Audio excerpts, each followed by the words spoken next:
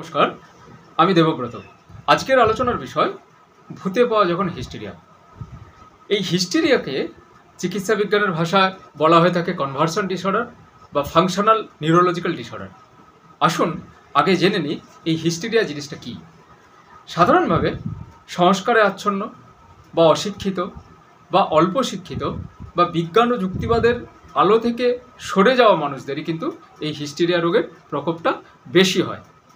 এই ধরনের মানুষের মস্তিষ্কের স্থিতিস্থাপকতা বা মস্তিষ্কের সহনশীলতা অত্যন্ত কম। এর ফলে কি হয় না, এরা অন্যের কাছ থেকে একই কথা বারবার শুনতে থাকলে বা কোনো একটা জিনিস বিশ্বাস করে একই রকম জিনিস ভাবতে থাকলে কি হয় না, তখন তাদের মধ্যে কি হয় না, তাদের মধ্যে তখন একটা মস্তিষ্কের মধ্যে আলোড়ন তৈরি হয়। এরা কোনো জিনিস এমনিতেই অন্ধভাবে বিশ্বাস করে কোনো জিনিস গ্রহণ করে না, যুক্তি দিয়ে বুদ্ধি দিয়ে বিচার বিশ্লেষণ করে না। তো যার ফলে এই মস্তিষ্কের কিছু কোষ বারবার উত্তেজিত হতে থাকে, আলোড়িত হতে থাকে, এবং এই উত্তেজিত কোষগুলো একটা সময় কী হয় না, পরস্পরের থেকে বিচ্ছিন্ন হয়ে যায়, যোগাযোগ হারিয়ে ফেলে এবং মস্তিষ্কের মধ্যে একটা বিশৃঙ্খলা দেখা যায়। এটাই হিস্টেরিয়া।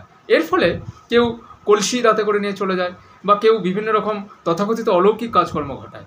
অ্যাকচুয়ালি এটা এক ধরনের মানসিক একটা সমস্যা। ওঝাগুনির নয়, অবশ্যই চিকিৎসা বিজ্ঞানের সাহায্য নেবেন।